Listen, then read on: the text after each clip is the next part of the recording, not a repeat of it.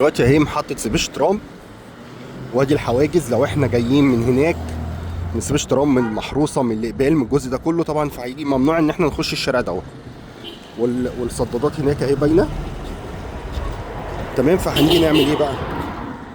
هنيجي نمشي على طول خالد بن الوليد، واول يمين يقابلنا. احنا دلوقتي اللي داخلين عكسه، يعني احنا كده.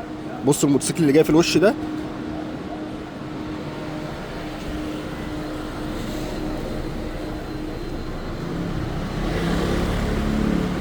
هنمشي خالد بن الوليد اول يمين من عند الجزار، في اول يمين تاني يقابلنا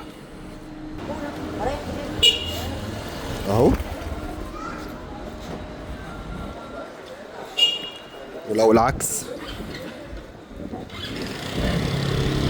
زي العربيه اللي جايه اللي في الوش دي كده،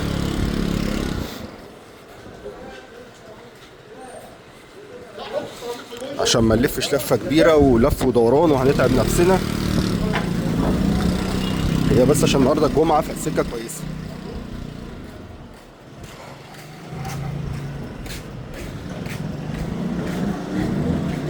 نيجي من هنا، ادي خالد بن الوليد، وادي امان على ايدينا الشمال، وخالد بن الوليد اهو العربيه الطريق ده اهو، وده كده خالد بن الوليد.